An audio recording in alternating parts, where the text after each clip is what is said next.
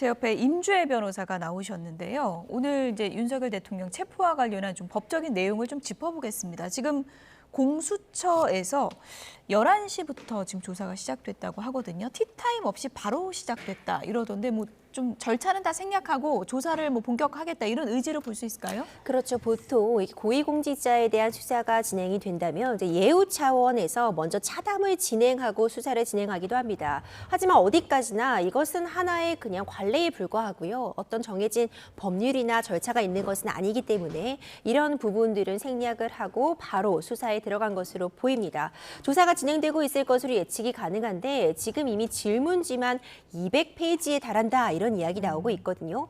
그렇기 때문에 시간도 상당히 소요될 것으로 보이고 지금 방대하게 조사가 진행될 부분이 있기 때문에 관련된 절차들을 생략하고 굉장히 빠르게 좀 수사가 진행되고 있는 것이다 평가할 수 있습니다. 200페이지면 준비한 질문이 상당히 많다는 건데 근데 많은 분들이 지금 윤석열 대통령 측에서 앞서도 좀 예고를 한 것처럼 진술을 거부할 것으로 예상되잖아요. 그렇죠. 그러면 진술을 하지 않아도 이 질문은 계속 다 소화를 하는 건가요? 어떻게 예상해 볼 수 있을까요? 그렇죠. 사실 우리가 흔히 묵비권이라고 합니다. 예. 그러니까 진술을 하지 않을 권리가 법적으로 보장이 되고 있습니다. 방어권을 행사하는 측면에서 당연히 피해자 신문을 받는 가운데 얘기를 하지 않는 말 그대로 묵비권을 행사하는 것이 가능은 하지만요. 이것이 윤석열 대통령이 방어권을 행사하는 측면에서 득이 될지 실이 될지는 따져볼 필요성은 있을 것 같습니다. 앞서 질문 주신 것처럼 지금 공수처에서 질문지만 200페이지에 달한다 이런 이야기가 나오고 있는데 묵비권을 행사한다면 질문이 그냥 넘어가게 되는 거죠. 사실상 굉장히 빠르게 조사가 끝날 수밖에 없는 그런 상황인데 이렇게 식으로 이제 48시간이라는 체포가 가능한 그 시간들이 지나가고 난다면 경우에 따라서는 이미 다른 증거들 그리고 다른 관련자들에 대한 수사 결과가 탄탄해서 윤석열 대통령에 대한 별도의 어떤 이 신문질이 없더라도 기소가 가능하다고 본다면 이 상태로 그냥 구속영장이 청구된다거나 아니면 기소를 시도할 가능성도 있고요.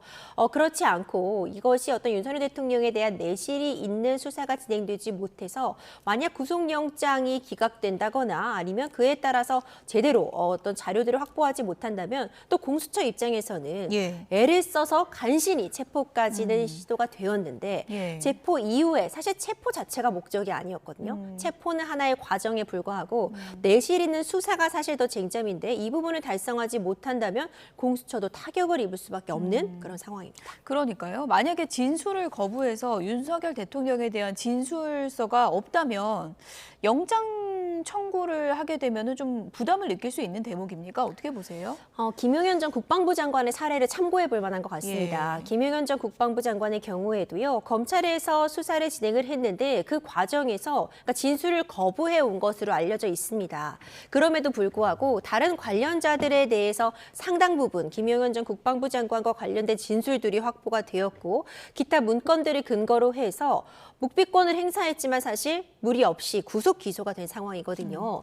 그러니까 묵비권을 행사한다는 것은 피의자로서 당연히 행사할 수 있는 권리는 맞는데요. 경우에 따라서 다른 증거들이 충분하다면 오히려 본인이 적극적으로 이런 부분에 대해서 내가 억울한 측면이 있다 내지는 법적으로 다퉈볼 만한 부분이 있다는 그런 기회를 날려버리는 걸 수도 있어요. 예. 윤석열 대통령도 이런 부분들은 좀 이제 변호인과 함께 고민을 할 것 같은데 오히려 좀 불이익을 당할 수 있는 거다. 예. 그렇죠. 하지만 현 상황은 좀 특수한 부분이 있는 게요. 윤석열 대통령 측에서는 지금 공수처가 수사권을 갖고 있지 못하다고 일관되게 주장을 하고 있습니다. 이번에는 어떤 유혈 사태를 막기 위해서 대외적인 차원에서 지금 이 공수처의 수사에 협조하는 그런 모습을 보이지만 그러니까 체포가 된 거지만 윤석열 대통령 측에서는 일종의 자진 출두한 것이다라는 뉘앙스로 또 영상으로 담화문을 발표하기도 했거든요. 예. 이제 이런 부분을 보자면 지금 공수처가 적법한 수사 권한을 갖고 있지 않다고 윤석열 대통령은 주장하고 있기 때문에 사실상 묵비권을 행사하면서 수사에 협조하지 않을 가능성은 커 보입니다. 네.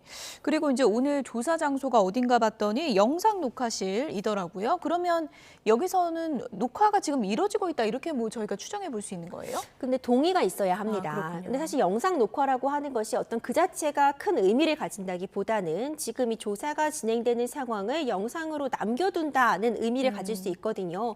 경우에 따라서는 그것이 이제 어떤 증거로서 활용이 될 수는 있겠지만 일단 동의를 했는지 여부가 아직은 확인이 되고 있지 않아서 예. 이 부분을 일단 좀 더 지켜볼 필요성이 있을 것 같습니다. 그렇군요.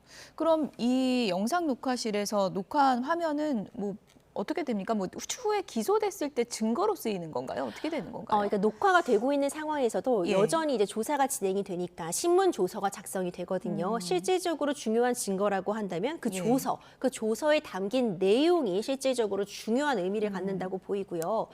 일단 영상조사실에서 조사가 진행되고 있다고 이야기가 나오고 있는데 어떤 방식으로 지금 어느 정도 윤석열 대통령이 이 수사관의 질문에 대해서 답을 하고 있는지 이런 부분은 아직 전해지고 있는 바가 없어서 조금 더 수사 상황을 좀 지켜볼 필요성이 있을 것 같습니다. 오늘 윤석열 대통령 체포영장이 이제 집행됐는데 생각보다 상당히 좀 이른 시간 안에 집행이 됐습니다.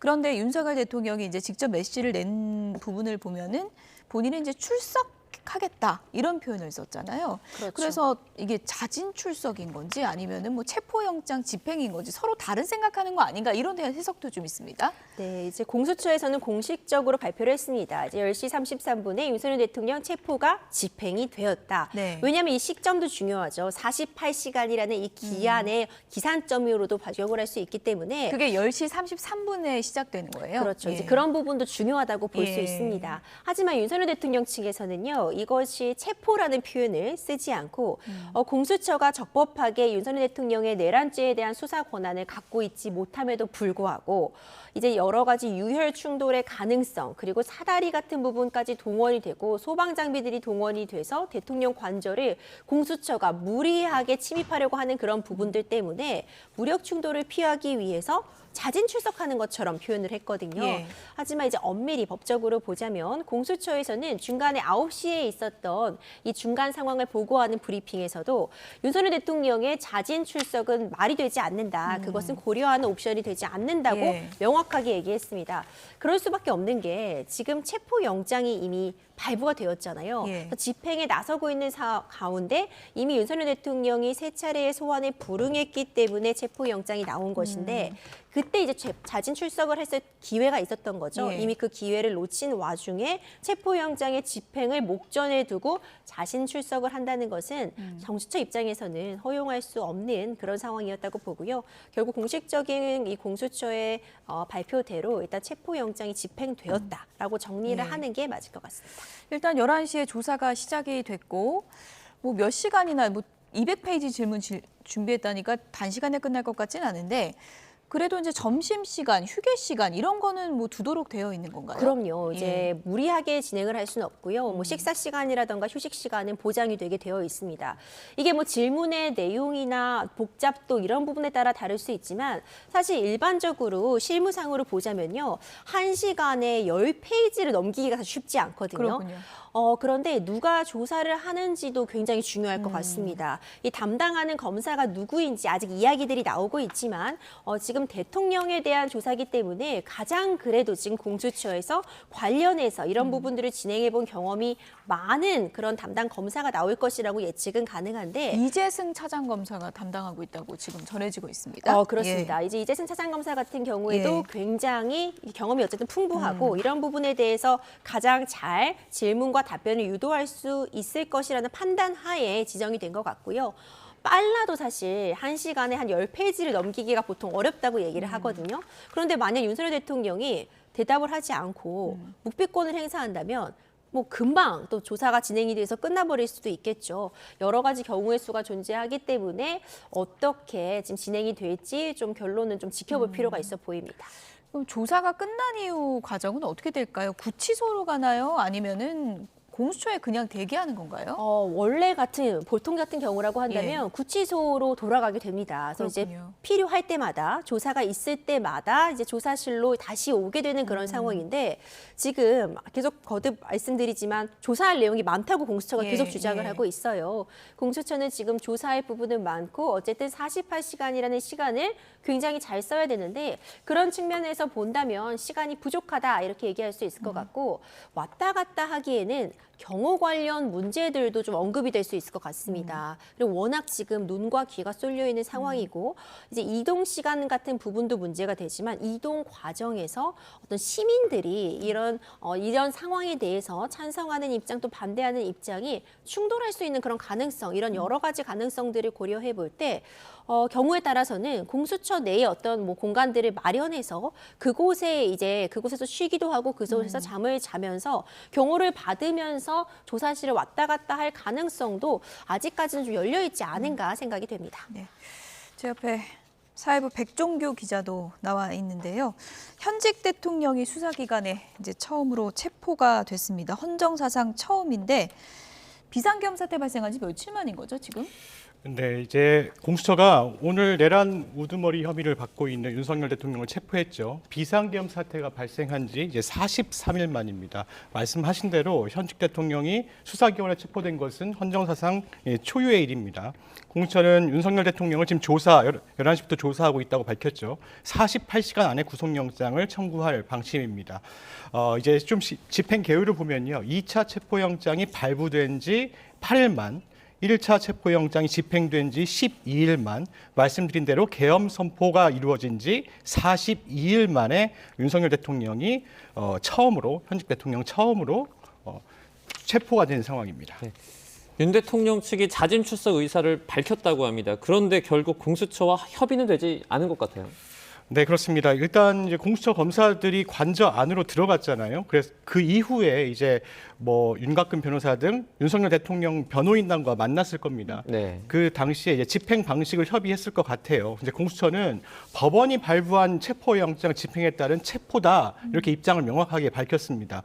이에 따라서 체포한 뒤 공수처가 가서 조사를 받아야 된다 이렇게 밝혔는데 반면 윤석열 대통령 측은 자진 출석의 형태로 취하겠다 이런 의사를 밝혔습니다. 네. 양측 간 조율이 이어지기도 했는데 결국 공수처는 체포영장을 집행하고 그리고 윤석열 대통령을 체포한 뒤에 영장을 집행했기 때문에 이송보다는 압송이라는 말을 사용하는 게 나을 것 같습니다. 압송이요? 예, 왜냐하면 강제적 의미가 담겨 있기 때문에요. 네. 그렇기 때문에 이제 윤석열 대통령을 사실 뭐 경호처 차량을 타고 가긴 했지만 압송을 한 것으로 이제 이해하면 될 것 같습니다.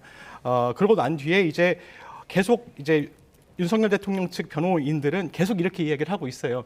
이게 대통령이 출석한 것이지 우리가 체포당해서 간 게 아니다 이렇게 계속 이야기하고 있지만 윤 대통령 메시지에서도 그렇습니다. 출석이라고 표현했잖아요. 네, 윤석열 대통령 예. 측 이제 메시지에서도 체포라는 이야기는 하지 않았고요.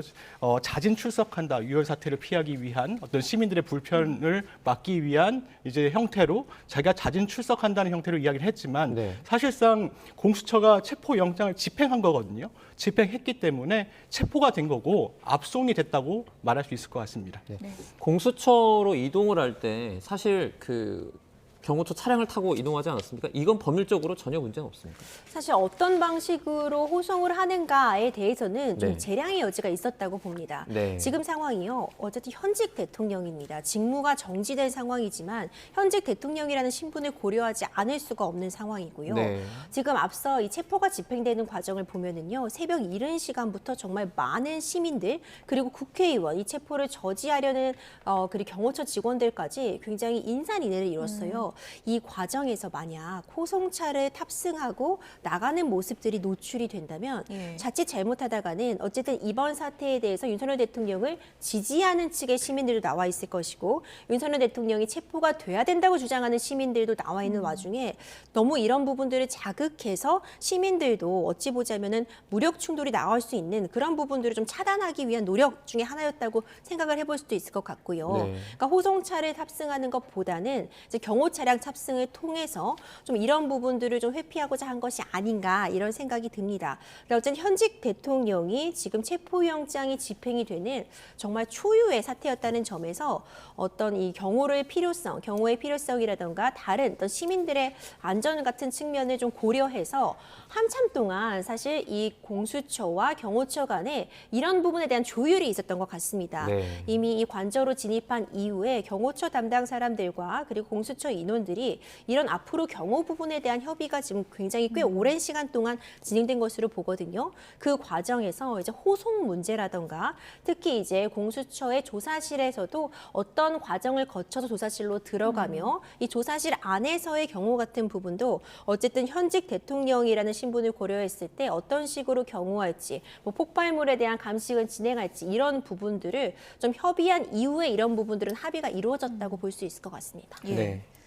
그러니까 여러 가지 이제 동선들이 좀 일사천리로 이뤄지는 측면이 있었고 공수처 도착해서도 뭐 간이 구조물 같은 곳에 차량이 들어가서 윤 대통령 모습이 카메라에 노출되지 않는 그런 상황이었는데 이런 거 좀 세부적으로 좀 세심하게 협의가 이루어졌었다 이렇게 볼 수 있는 거예요? 네, 일단 직무가 정지된 상태지만 현직 대통령은 경호법에 따른 경호 대상입니다. 예. 그렇기 때문에 사전에 미리 협의한 내용도 있을 거고요. 경호 매뉴얼에 따른 이제 경호가 이루어진 겁니다. 일단요, 저희 그 대통령이 어느 장소, 어느 건물로 이동할 때는 그 건물 한 층을 전부 다 비우게 돼 있습니다. 네. 경호 대상이 그 건물에 들어갈 때요. 그렇기 때문에 이제 공수처에 들어가서 미리 이제 경호처 직원들이 떠났잖아요. 윤 대통령보다. 그래서 가서 한 층을 비우는 것을 보고 미리 뭐 사전에 폭발물이나 아니면 유해한 어떤 환경들이 있는지 확인을 했을 것이고요. 그런 부분들 다 확인한 뒤에 윤석열 대통령이 이제 와도 된다라고 이제 주변 정리까지 다 끝낸 뒤에 이제 대통령이 도착한 것으로 보입니다. 다만 이제 사실 경호처 내부가 약간은 지금 내부 분열이 있다고 말씀하시고 좀 지금 상황이 좀 경호처 내부가 좋지 않다라고 이제 인식하고 있잖아요. 사실 대통령이 지금 보시는 화면 모습 보면요, 대통령이 저 뒷모습도 보이면 안 됩니다. 네. 경호 대상이 뒷모습도 보이면 안 되거든요. 왜냐하면 경호의 어떤 업무 수칙상 대통령이 그 어떤 뒷모습이나 이런 모습들을 보이면 사실 유해한 어떤 환경에 노출될 수 있거든요. 예, 그렇기 때문에 저 모습도 사실은 의도치는 않았겠지만 어느 정도 허술한 점을 좀 예. 보였다라고 볼 수도 있을 것 같습니다. 그렇군요. 예. 어제나 그때 상황을 조금 보면 공수처, 경찰 그리고 경호처에서 이렇게 모여서 회동을 했는데 뭐 서로의 입장차만 확인한 것 같다 이런 얘기가 흘러나오기도 했습니다. 그런데 오늘 이제 진행되는 상황을 조금 보면 사전에 뭔가 협의가 조금 되지 않았을까라는 생각을 하게 만들거든요. 이거 보면서 어떻게 생각하셨어요? 사실 이 셋사 간, 그러니까 공수처, 경찰, 경호처 간에 어떤 협의를 진행하려 했으나 서로 입장차만 확인하고 돌아선 부분은 맞습니다. 네. 근데 오늘 보면은 이제 공수처와 경찰이 어쨌든 만반의 준비를 하고 2차 체포영장 집행에 나섰다고 평가를 할 수 있을 것 같습니다. 사실 이미 어제부터 오늘, 그러니까 1월 15일에 체포영장을 집행하려 할 것이다. 시간은 더 이른 새벽 5시가 될 것이다. 이런 이야기들이 이미 나와 있어서 네. 사실 체포영장의 어떤 기습성이라던가 어떤 그 기밀성은 보장이 되지 못했거든요. 그럼에도 불구하고 워낙 경찰의 어떤 인력적인 부분이나 그런 협조가 좀 충분했다 이렇게 평가할 수 있을 것 같고 네. 이제 경호 측에서도 좀 더 이제 1차 집행 당시보다는 더 이제 극렬하게 이 체포영장 집행을 막는 것에 아무래도 좀 부담을 느낀 측면이 있는 것 같습니다. 네. 그렇다 보니 사전에 이런 부분들이 협의가 됐다기보다는 공수처의 집행에 경호처가 1차보다는 좀 더 소극적으로 대항을 했다 이렇게 볼 수 있고 그렇다 보니까 무리 없이 어쨌든 1차 저지선, 2차 저지선 그리고 관저한 진입까지 이루어지면서 마치 좀 경호처가 경호를 조금 좀 1차 집행 때보다는 조금 더 허술하게 한 조금 더 덜 집행의 저지에 나선 뭐 그런 부분 때문에 좀 이것이 좀 순차적으로 잘 이루어진 것처럼 보이는 측면이 있었지 사전에 이런 부분들이 협의되기에는 양측의 입장차가 너무 크지 않았나 이런 생각은 좀 듭니다. 네. 윤석열 대통령이 지금 이제 공수처에서 조사를 받고 있는 상황이고 지금 뭐 점심 시간이 몇 시부터 몇 시까지 정해졌는지 이 부분은 지금 확인이 되지 않고 있는 그런 상황입니다. 여러 가지 이제 경호 부분과 관련해서도 지금 공수처에서 조사를 받고 있는 이 상황도 어쨌든 경호는 계속 이루어지고 있는 거잖아요. 그렇죠. 만약에 구치소로 이동을 한다면 경호가 좀 더 까다로워질 수 있다. 이런 또 지금 분석도 있던데요. 그렇죠. 사실 굉장히 여러 가지 부분들을 고려할 측면이 있습니다. 여전히 직무가 정지됐지만 현직 대통령입니다. 현직 대통령이 어쨌든 체포가 되는 초유의 사태인데 만약 구치소로 이동한다면 경호를 어떻게 해야 되는가 사실 이전에 이렇게 해봤던 경험이 없는 거죠. 물론 전직 대통령들의 사례에 비추어서 이에 준해서 할 수 있겠지만 예. 일단 이동하는 과정 같은 부분들이 굉장히 까다로울 것이라고 봅니다. 예. 지금 워낙 많은 눈과 귀가 여기에 쏠려 있기 때문에 그렇다면 지금 과천에 위치한 공수처에서 서울 구치소로 이동하는 이 과정도 사실 경우가 만만치 않고요. 예. 구치소에 들어간다고 해도 그 이후엔 또 어떻게 경호를 할 것인지 아직 정해진 부분이 없어서 이 부분은 지금 이제 조사는 조사대로 진행을 하면서 경호처와 공수처 간에 좀 협의가 진행되고 있지 않을까 이런 부분은 좀 논의가 진행되고 있을 것이라고 봅니다. 지금 동선 문제도 상당히 좀 복잡할 수밖에 없겠죠. 네, 그렇습니다. 예. 이제 뭐 윤석열 대통령 측이나 공수처 측에서 둘 다 원하는 바는 대통령이 서울구치소로 이동하지 않는 걸 거예요. 왜냐하면 공수처 입장에서는 48시간 안에 구속영장을 청구해야 되거든요. 그렇죠. 조사할 시간이 짧아요. 그리고 윤 대통령 입장에서는 사실상 체포나 이런 어떤 강압적인 수사 방식에 대해서 되게 저항을 해왔단 말이에요. 그런데 대통령이 구금된다? 사실 윤석열 대통령 측에서는 이건 용납할 수 없을 겁니다. 그렇기 때문에 대통령이 이제 조사를 받고 공수의 조사를 받고 서울구치소로 가지 않고 이동하지 않고 계속 그냥 조사를 받는 그런 이제 상황들이 벌어질 수 있고요. 그렇기 때문에 이제 조사가 길어질 경우에는 서울구치소로 이동하지 않아도 됩니다, 사실은. 그렇기 때문에 이제 공수처 안에 이제 별도의 휴게 공간이 있기 때문에 그 휴게 공간에서 쉬고 이후에 조사를 받고 이런 수순이 될 수도 있을 것으로 보입니다. 이제 뭐 내일이 윤 대통령 탄핵 심판 2차 변론 기일이 또 예정이 돼 있습니다. 실제 뭐 윤 대통령이 만약에 이렇게 구금돼 있는 상태에서도 실제 그 탄핵 심판 관련해 가지고 출석을 하는데도 별 문제는 없습니까?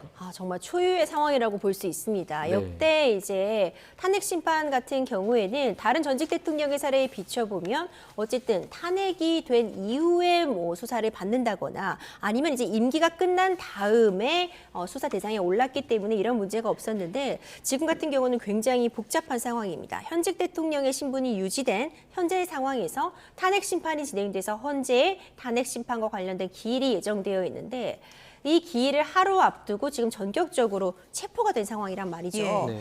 만약 공수처에 윤석열 대통령 측이 요청을 하면서 내가 내일 헌법재판소의 내 탄핵 심판 기일에 출석을 하겠다고 한다면은 네. 공수처가 이 부분을 어떻게 이렇게 허용을 할지 말지에 대해서는 조금 더 검토가 필요하겠지만 만약 허용을 안 해줄 근거를 찾아보라 한다면은 또 허용을 안 해주기도 어려워 보이거든요.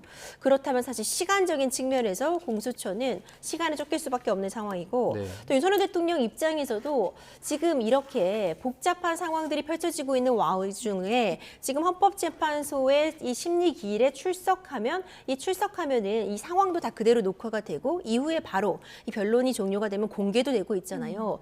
여기에 출석해서 어떤 본인의 어떤 변론을 핀다는 것도 매우 부담스러운 상황입니다. 지금 사실 2차 헌법재판소 변론 기일의 경우에는 윤석열 대통령이 출석하지 않는다고 해도 지금 변호인이 선임이 되어 있기 때문에 변론이 진행이 되는 데는 사실 무리가 없고 이미 1차 변론 기일에 불출석하면서 재판부에서도 윤석열 대통령 측의 이 헌법재판관 기피 신청에 대해서도 기각을 했고 기일이 일관 지정한 부분의 이의 신청에 대해서도 기각을 하면서 2차 변론 기일부터는 출석하지 않아도 그대로 이제 변론을 진행하겠다고 밝혔거든요. 그러니까 사실상 윤석열 대통령이 출석을 하지 않는다고 해도 이 헌법 재판에 있어서 진행에 큰 무리는 없는 상황이라 아마 윤석열 대통령 측에서도 이런 복잡한 상황들 그리고 체포가 되어 있는 와중에 좀 무리하게 다소 이른감이 있는 와중에 헌법재판소의 기일에 출석하기보다는 아마 2차 변론 기일까지는 불출석을 택하지 않을까 이런 예상이 아직까지는 조심스럽지만 좀 점쳐지고 있습니다. 네. 백종규 기자, 예. 뭐 화면도 계속 나오고 있지만 오늘 오전 상황을 다시 한번 좀 짚어보면 좋을 것 같습니다. 사실 2차 집행 임박했다 했을 때 2박 3일 걸릴 것 같다, 뭐 텐트를 칠 수 있다 이런 얘기까지 나왔잖아요. 근데 네, 생각보다 예상보다는 좀 이른 시기 안에 체포영장이 이제 집행이 됐는데 경호처 내부 분위기가 어떻게 달라졌길래 이게 가능했을까요? 사실 이제 경찰이 어제 3자 회동을 했잖아요. 공수처와 경찰 그리고 대통령 경호처. 사실상 유혈 사태를 막기 위해서 뭐 평화적 체포를 위한 명분 쌓기로 이해할 수 있을 것 같아요. 네. 이제 양혼 전략을 사용했었어요. 예, 경찰은 체포영장을 이제 집행을 방해하면 형사처벌을 하고 지휘부의 명령을 이제 불법 명령을 거부하면 그 직원은 선처하겠다고 이야기를 했거든요. 이 상황에서 이제 사실상 갈린 거죠. 내부 분위기가. 이제 지휘부는 강경파라 강경하게 밀어붙이자 이런 입장이었고 예. 이제 지휘부 이제 부장급 이하는 이제 온건하게 그냥 이 상황을 받아들이자 최소한의 매뉴얼들만 집중하자 이런 거였던 것 같아요. 그래서 경찰이 이제 그 2차 체포영장 집행을 앞두고 이제 분열을 유도하고 이제 내분을 심화시키면서 체포영장의 집행을 원활하게 만들려는 이 의도로 이제 이런 양혼 전략을 펼친 것으로 이제 보입니다. 그리고 어제 이제 경호처 지휘부 5명이 특수 공무집행 방해 혐의로 입건이 돼 있는 상태거든요. 네. 박종준 전 처장 그리고 이제 2명이 이제 조사를 받았는데 그 와중에 김신 가족부장이라는 사람이 있어요. 이 사람이 네. 이제 윤 대통령의 가족의 인근에서 인근거리를 이제 경호하는 그래서 부장이거든요. 가족부장이군요. 네, 가족부장이군요. 예. 근데 강경파로 좀 알려진 네, 분 그렇습니다. 아닙니까? 근데 예. 지금 다 이제 2급이었던 사람들이 다 입건이 된 상황인데 김신 부장만 3급이에요. 이게 부장급이거든요. 예. 이제 근데 김신 가족부장의 입건 사실을 알린 것도 사실 경호처 내부의 분열을 노린 것 아니냐 이런 해석도 나오고 있습니다. 예. 그렇기 때문에 2차 체포영장 집행 시기는 경찰이 이제 경호처 내 분열이 극대화하는 시기 이런 시기를 딱 오늘이다라고 판단하고 이제 집행을 한 것으로 보입니다. 지금 뭐 경호차장은 어떻게 체포영장이 집행이 된 건가요? 그건 확인이 안 된 건가요? 지금 아직까지는 예. 경호처장 김성훈 경호처장이 체포영장이 집행이 됐는지 확인되지 않는데요. 근데 공수처에서 앞서서 이렇게 이야기를 했습니다. 김성훈 이제 경호처 차장 등을 이제 먼저 체포하고 예. 윤석열 대통령의 체포영장을 집행하겠다 예. 이렇게 이야기를 했기 때문에 뭐 먼저 했을 가능성도 큰 상황입니다. 네, 예. 뭐 아직까지는 이제 뭐 김성훈 경호처 차장 그리고 이광우 경호본부장에 대한 체포영장 집행 됐다는 소식은 전해지지 않고 있는데 실제 영장이 발부가 됐잖아요. 체포영장이 그렇죠. 발부가 됐는데 이 상황에서 체포영장 집행 안 할 수도 있습니까? 그렇죠. 이제 경우에 따라서는 네. 체포영장이 지금 발부가 됐지만 체포영장의 유효기간이 있다는 건 우리가 윤석열 대통령의 체포영장 발부 과정을 보면서 확인을 했잖아요. 이 유효기간 내에 집행을 하면은 이게 유효한 것이지 이것을 뭐 발견했다면 즉시 체포해야 된다. 이런 부분은 아니라고 볼 수 예. 있거든요. 여러 가지 경우의 수가 있어 보입니다. 사실 이 지금 김성훈 경호차장과 이광우 경호본부장의 경우에는 체포영장이 발부되었고 이번에 이름이 김성호 경호차장이죠. 훈입니다. 김서훈 네. 경호차장. 김성훈 경호차장의 경우에는 사실 체포영장이 발부가 되었고 이번에 윤석열 대통령을 이제 체포영장을 집행하면서 이 경호차장과 경호본부장도 체포영장을 함께 집행할 것이다라는 것을 계속해서 강조했잖아요. 네. 근데 그게 지금 확실히 알려지지 않는 것도 좀 의도된 걸까요? 어떻게 보십니까? 저는 그럴 수도 있을 것 같습니다. 계속 집행을 하겠다 얘기하면서 내부의 어떤 동요를 일단 노린 것이 아닌가 이런 생각이 들고요.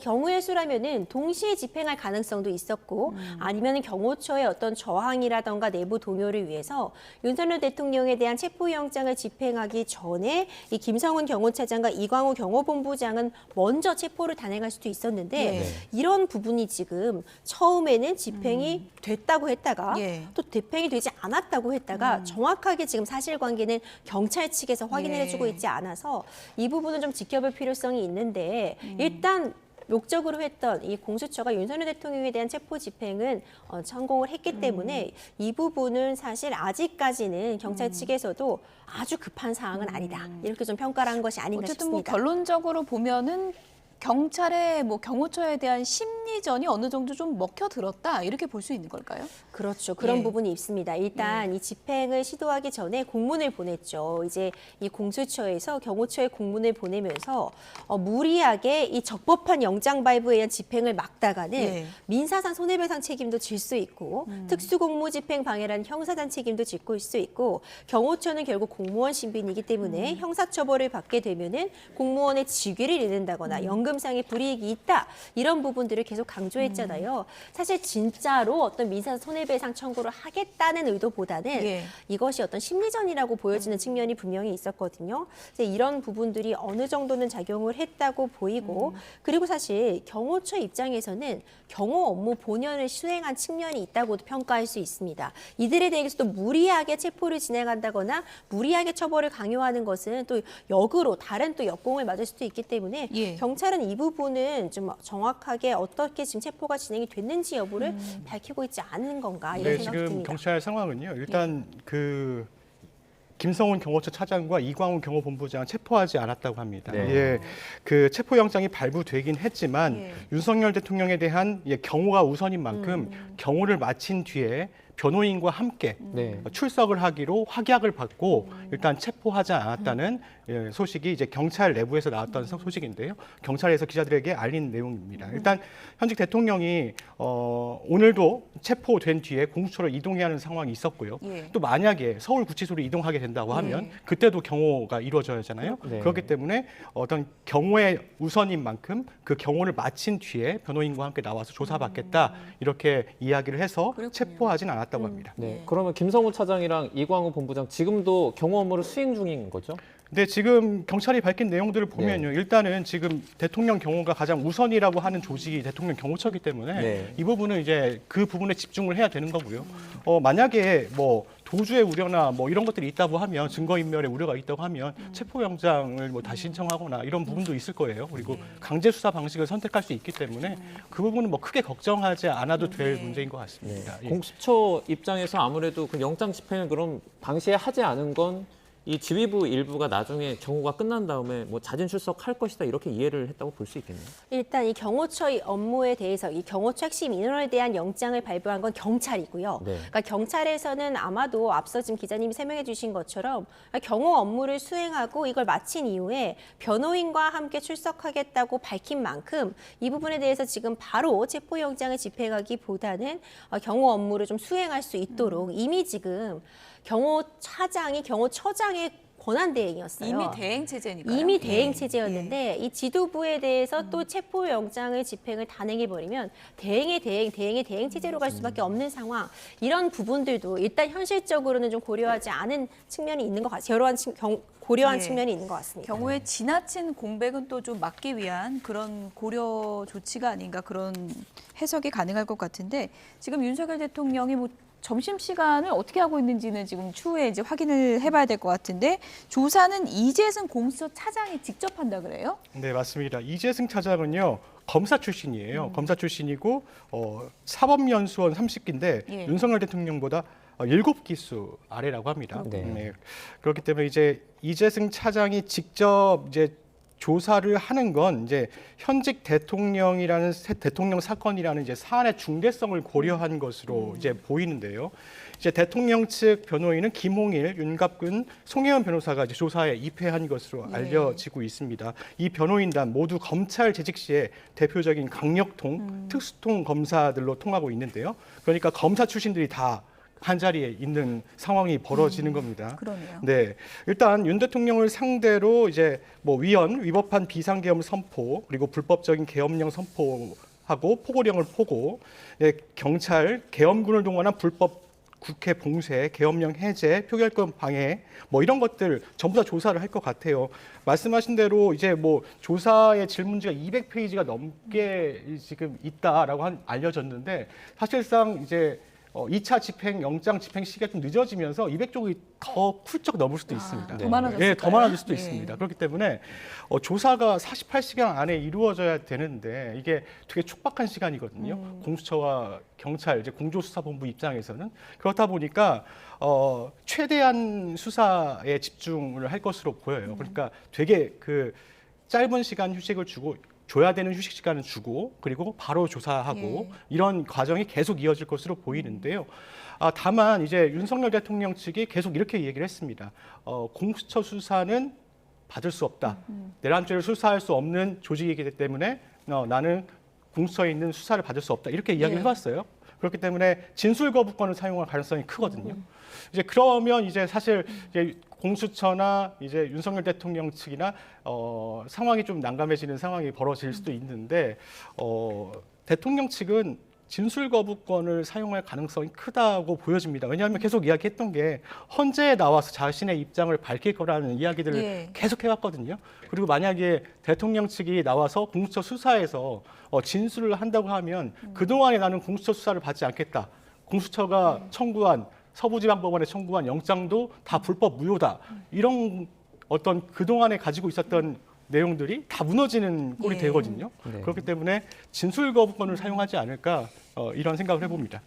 서부지법에 이제 체포영장 청구한 게 위법이다 이렇게 주장을 했었는데 윤 대통령 측이 만약에 체포영장을 이제 그 구속영장을 다시 청구하게 되면 그건 역시 서부지법에 청구할 가능성이 높지 않습니까? 이 부분이 사실 굉장히 복잡할 수 있습니다. 네. 보통 일반적인 경우라고 한다면요. 예. 체포영장을 서부지법에 청구하고 발부를 받으면 통상적인 경우라면 구속영장도 서부지법에 청구하고 받게 됩니다. 네. 이게 어찌 보자면 일반적인 상황이라고 볼 수 있는데 이제 공수처라는 특수성이 좀 가미되어 있는 규정들이 있습니다. 이제 공수처는 수사권을 가지고 있는 사건도 있고 기소권을 가지고 있는 사건과 가지고 있지 않은 사건이 나눠져 있게 되잖아요. 근데 공수처에서 기소할 수 있는 권한을 갖고 있지 않은 사건, 지금 대표적인 게 바로 지금 이 내란죄에 해당하거든요.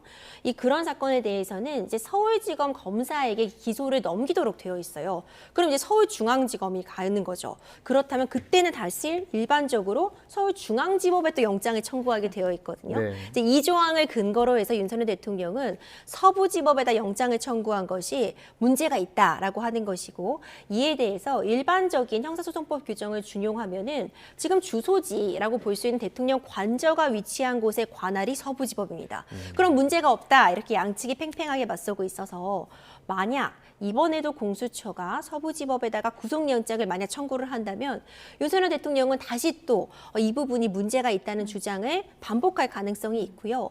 이제 관련 법 규정들을 근거로 해서 만약 이제 중앙지법에다가 이 구속영장을 청구하게 된다면 이 부분은 그럼 또 윤석열 대통령이 그럼 받아들일 것이냐? 이 부분은 또 아직 미지수입니다. 이제 여러 가지 경우의 수가 존재를 해서 구속영장을 어디에다 청구할지도 굉장히 많은 고심을 공수처에서 할 수밖에 없다 이렇게 보입니다. 공수처의 사실 수사 권한을 아예 수사권이 없다라고 보는 윤석열 대통령 측은 예. 둘 다 청구해도 다 문제 삼을 겁니다. 왜냐하면 공수처의 수사를 받고 공수처가 영장을 청구할 거 아니에요. 예. 근데 서부지방법원이냐 서울중앙지방법원이냐 어디라 청구를 해도 공수처의 수사권이 있는 상황을 인정하는 꼴이 돼버리거든요. 그렇기 때문에 아마 둘 다 청구를 할 수는 없지만 네. 일단 서부지방법원, 중앙지방법원 둘 다 청구해도 윤석열 대통령 측은 둘 다 문제를 삼을 가능성이 큽니다. 그럼 윤 백정규 대통령- 기자는 어느 쪽에다 청구할 걸로 예상하세요? 저는 예. 일단 예. 체포 영장을 두 차례나 사실 발부받았잖아요. 그렇기 때문에 공수처는 서부지방법원에 일단은 예. 영장을 청구하지 않을까 이런 예. 생각을 해봅니다. 예. 예. 윤 대통령은 그러면 지금 공수처가 아니라 아예 그 수사 권한을 경찰이나 검찰 쪽에 넘겨야 된다 지금 이렇게 주장을 하고 있는 겁니까?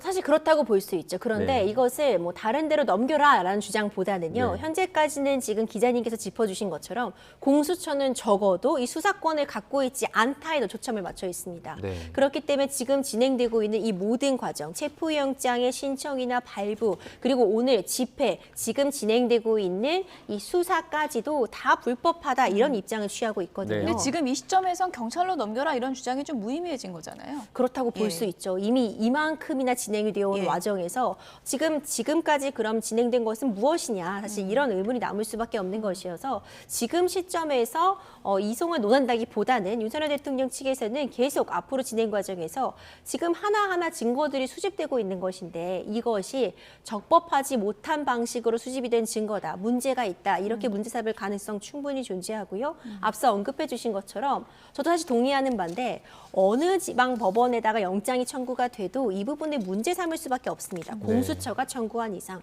이런 부분들이 계속해서 법적으로 쟁점으로 끌고 나올 가능성이 다분해 보입니다. 네. 200페이지가 넘는 그 질문지 안에 어떤 내용이 집중됐을까? 이 부분도 관심인데 어떤 혐의부터 가장 중요한 것부터 물어봅니까? 보통 조사하면? 사실 이거는 조사를 진행하는 그 방식에 따라 달라질 수 있습니다. 이걸 사실 수사를 하는 기법이라고 볼 수 예. 있는데 어떤 사연 때문에 어떤 이유 때문에 12.3 비상계엄을 선포하게 됐으니까 이런 의도나 목적부터 물어볼 수도 있고요. 아니면 정말 뒤죽박죽 물어볼 수도 있습니다. 이 상황에 따라서 어떤 진실을 밝혀내는데 이제 초점을 맞춰 있으니까 이 사람이 이런 진술을 했는데 어떻게 생각하세요?라고 물어보고 꼭 갑자기 다른 증인을 가져와서 다른 어떤 사람이 이런 진술을 했는데 이에 대해서는 어떻게 생각하세요? 뒤죽박죽 얘기를 할 수도 있고요. 아니면 정말 시간의 순서에 따라 언제 처음에 이 비상계엄 논의가 있었고 그 이후에 어떤 과정을 거쳤는지를 또 질문할 수 있거든요.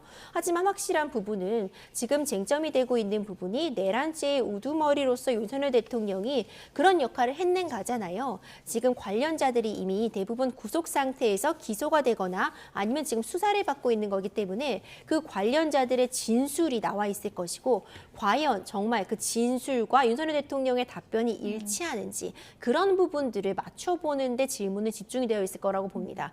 하지만 문제는 과연 어느 정도 내실 있는 답변이 나올 것인가 이 부분은 여전히 미지수라고 평가가 그런데 됩니다. 이제 핵심 관련자들이 지금 신변을 확보한 곳이 검찰이잖아요. 그렇죠. 그럼 공수처 입장에서는 지금 검찰에서 받은 자료를 분석한 것을 토대로 질문을 하게 되는 겁니까? 그렇죠. 그런데 어느 예. 정도까지가 검찰에서 자료를 협조를 했을지는 아직도 미지수입니다. 검찰에서 확보한 인원도 있고요. 조지호 경찰청장 같은 경우에 또 경찰에서 확보한 인원이 있고요. 물론 이것이 하나의 어떤 수사본부를 통해서 서로 자료가 교환이 되고 일정 부분에 있어서는 서로 공조를 하고 있겠지만 구체적으로 어디까지 협조가 이루어지고 어디까지 자료를 확보하고 있는지는 알 수가 없거든요. 하지만 기본적인 사실관계가 동일한 이상 이 12.3 비상계엄 선포 전 과정을 보면서 언제 시작이 되었고 그때 어떤 중요 인물들이 있었고 구체적으로 그날 어떤 일이 있었는지에 대한 그림은 각 기관 모두가 갖고 있을 거라고 봅니다. 그렇기 때문에 그 내용을 좀 중점적으로 짜 맞추는 과정이 이 질문지 200페이지가 넘는 것으로 알려진 윤석열 대통령에 대한 질문지에 담겨 있을 거라고 봅니다. 이 내용 자체가 듣다 보면 너무 방대하기 때문에 실제로 주어진 48시간 동안 이를 모두 물어볼 수는 없을 것 같고 그 안에서 가장 확실한 어떤 그런 질문들을 좀 물어볼 것 같은데 변호사님께서 보시기에는 뭐 범죄 혐의 확실한 어떤 부분이 있다면 가장 콕 집어서 좀 어떤 게 있을까요? 사실 이 질문지가 많다고 해서 이걸 다 소화하기는 어렵겠죠. 네. 이걸 다 소화하기는 어려울 수 있지만 사실 지금 상황 같은 경우에는 윤석열 대통령이 묵비권을 행사할 가능성이 매우 높기 때문에 네. 이런 질문지가 있다고 해도 어떤 내실 있는 조사가 진행되지 못할 가능성이 매우 높아 보입니다. 지금 수사기관 공수처 입장에서는 당연히 이 비상계엄 선포의 어떤 위법성을 주장하기 위해서 실제로 선거관리위원회라던가 아니면 국회에 무력으로 진압하려나 이런 부분들을 통제하려고 한 적이 있는지 이 과정에서 무기 사용 같은 부분들이 논의된 바가 있는지 이렇게 국민들의 기본권을 직접적으로 제한하기 위한 그런 일들이 발생을 했는지 이 부분이 사실 어찌 보자면 가장 중요한 부분이기 때문에 이런 부분들을 좀 중점적으로 질문을 시도하지 않을까 생각이 됩니다. 지금 공수처에서 영상 녹화실에서 조사가 이루어지고 있고 윤석열 대통령 측에서 아마도 진술 거부권을 행사할 가능성이 높다는 그런 전망이 나오고 있는 상황입니다. 윤석열 대통령은 이 탄핵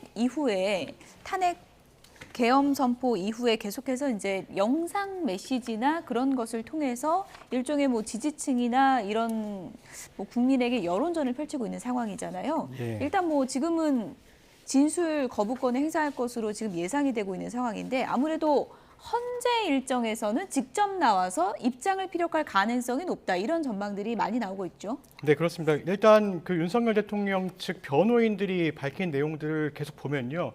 윤석열 대통령 측은 수사는 받지 않겠다. 그렇지만 공수처 수사는 받지 않겠다. 그렇지만 헌재에 나와서는 적정한 시기에 나와서 본인의 뜻을 국민들에게 알리겠다 이렇게 이야기를 해왔습니다. 언제쯤 그렇기 나올까요? 때문에 뭐 이제 내일이 2차 변론이죠. 네. 사실상 내일은 불가능하지 않을까 불가능하지 싶어요. 않을까 왜냐하면 싶어요. 예. 윤석열 대통령 측이 이렇게 얘기를 했어요. 신변 안전 우려 그리고 경호상의 문제가 있다. 그것도 예. 법원 헌법재판소와 상의를 해서 이 부분도 해결해야 될 문제라고 이야기를 했거든요. 예. 사실상 체포가 됐다고 하지만 지금 그 경호 문제가 모두 사라진 게 아니거든요. 그렇기 때문에 지금 상황에 나오는 건 좀 어렵지 않을까 싶고요. 그리고 공수처 입장에서도 48시간 안에 조사를 끝내야 되는 상황이잖아요. 그래서 오늘 사실 오동훈 공수처장이 윤 대통령을 맞이하면서 티타임도 할까 뭐 이런 이야기도 많이 나왔어요. 예. 근데 그것도 하지 않고 바로 조사를 시작한 거예요. 예. 좀 의도된 걸까요, 그거? 그거는 예. 그럴 수도 있겠죠. 예. 예. 지금까지 그동안의 이제 예. 일련의 상황들을 보면요. 예. 그렇기 때문에 내일은 나오기 좀 힘들 것으로 보이고요. 48시간 안에 공수처가 구속영장을 청구하면 사실상 이제 청구하면 구속이 되는 상황이 될 수도 있고 발부가 되면 네, 예. 예, 예. 그렇죠. 그 이후에는 가능하지 않을까 싶은데요. 그 이후에는 이제 윤석열 대통령 측도 그동안에 여론전에 집중해 왔던 만큼 예. 이제 대통령이 체포되는 초유의 일이 벌어졌기 때문에 그 이후에도 계속 이제 수사기관의 수사 상황이나 아니면 헌법재판소의 탄핵 심판이나 이런 부분들을 뭐 문제 삼고 또 법적으로 또 대응해야 될 부분이 있기 때문에 예. 대통령이 어느 순간에는 나타나서 이야기를 할 것이다라고 이야기도 했고요. 그렇기 때문에 뭐 내일은 아니더라도 이 추후에는 대통령실 나올 가능성도 있다고 봅니다. 예. 윤 대통령이 탄핵 심판 관련해서는 상대적으로 봤을 때 조금 더 적극적으로 대응하려는 모습을 보이는 것 같거든요. 이건 뭐 따로 이유가 있을까요?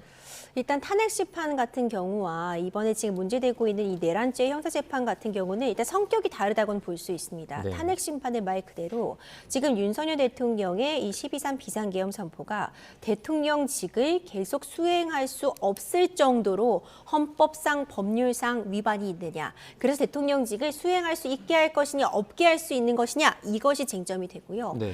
이 내란죄 혐의 같은 경우에는 이 12.3 비상계엄 선포가 형사상 죄가 되느냐 이걸 다투고 있어서 사실상 성격이 다르다고 보이는데 윤석열 대통령 입장에서는 지금 현직 대통령이 될 것이냐 전직 대통령이 될 것이냐의 기로에 서 있거든요. 네. 그렇다면 윤석열 대통령은 탄핵 심판에 일단 집중하고자 하는 그런 전략을 세울 수밖에 없어 보입니다. 지금 현직이냐 전직이냐의 기로에 서 있는데 일단 형사재판 같은 경우는 시간이 오래 걸립니다. 내란죄로 지금 체포영장 집행까지도 이만큼의 시간이 걸렸는데 예. 아직 시작도 안 했거든요. 공소 제기되지도 않았습니다. 1심, 2심 대법원까지 갈 수밖에 없는데 이 내란죄 형사재판 같은 경우는 말 그대로 수년이 걸릴 수 있는 그런 상황이라고 보이고요. 하지만 탄핵 심판 같은 경우에는 180일이라는 시간 제한도 있고요. 예. 이뿐만 아니라 지금 굉장히 긴박하게 돌아가고 있는 이 상황을 봤을 때 윤석열 대통령 입장에서는 당장 지금 더 급한 불이라고 볼 수 있는 탄핵 심판에 집중하기 위한 것이고 또한 경우에 따라서는 내가 지금 12.3 비상계엄이 일부 문제가 있어도 법률상의 일부 위배가 있어도 이것이 탄핵 사유에 미칠 정도의 중대한 법 위반은 아니다라는 판단을 받을 가능성을 조금이라도 좀 기대고 있는 것이 아닌가 이런 생각이 됩니다. 네. 네. 탄핵 심판 전략과 관련해서 윤석열 대통령 측에서 아무래도 시간 끌기 전략을 사용하지 않을까라는 전망이 많았었고 그래서 무더기 증인 신청하는 게 아니냐 이런 얘기들도 있었잖아요. 지금 뭐 어떤 움직임을 보이고 있습니까? 네, 윤석열 대통령 측 일단 재판관에 기피 신청을 한 예. 사례가 있었고요. 기각됐죠, 바로. 기각 예. 됐고요. 그 다음에 한꺼번에 5차례 기일을 잡은 것도 문제를 삼았고요. 이런 부분들 계속 문제를 삼고 있는데요. 일단 헌법재판소는 재판관 회의를 통해서 이런 부분이 문제가 있는지 없는지 계속 대통령 측이 이의를 제기하면 살피고 있어요. 그런데 문제가 없다는 결론이 계속 나오고 있거든요. 예. 하지만 대통령 측은 180일이라는 기간을 계속 사용할 것으로 보여요. 왜냐하면 대통령 사실 헌법재판소의 판단이 나와버리면 예. 대통령으로서의 신분이 끝날 수도 계속 유지할 수도 있는 부분이 아예 결정이 되는 부분이잖아요. 그렇기 때문에 계속 시간을 끌면서 여론전을 하면서 그다음에 대통령 측이 계속 이제 해왔던 것이 그거거든요. 지지층들을 결집하고 지지층들에게 목소리를 내게 하고 이런 부분들이 있어서 시간 끌기 전략과 여론전을 동시에 하면서 이제 계속 이런 상황들을 이어갈 것으로 좀 보입니다. 네. 공수처가 이제 영장 청구를 만약에 한다면 이제 영장 심사를 통해서 영장 발부 여부가 이제 결정이 되고 구속 여부가 결정이 될 텐데 끝으로 간략하게요. 만약에 구속이 되는 시나리오로 간다면 구속되더라도 헌재 출석은 이게 보장이 되는 거죠. 그렇죠. 이제 예. 출석을 하겠다고 한다면은 뭐 호송차를 타는 방식이든 이런 여러 가지 상황들을 고려해서 출석이 가능합니다. 근데 윤석열 대통령 입장에서는 사실 내란죄 형사재판으로 구속 상태에서 탄핵 심판에 헌법재판에 참여한다? 이 사실 다른 재판이라고는 하지만 영향을 끼칠 수밖에 없어 보이고 지금 오늘 이 체포가 되는 과정도 지금 국민들도 보고 있고 헌법재판관들도 보고 있잖아요. 예. 방어권을 행사하는 측면에서 굉장한 제약이 있을 수밖에 없음은 분명하기 때문에 예. 윤석열 대통령도 그 부분을 적어도 피하기 위해 체포영장의 적법성에 대해서 계속 다투고 구속력의 필요성이 없다 이런 부분들을 강조하고 있는 것이 아닌가 생각이 됩니다. 지금 조사가 시작된 지 2시간이 넘었습니다. 훌쩍 넘었는데요. 지금 조사가 계속 이루어지고 있는 것으로 보이는데요. 수사 상황 관련해서 추가 내용이 들어오는 대로 전해드리겠습니다. 지금까지 백종규 기자, 임주혜 변호사 두 분이었습니다. 고맙습니다.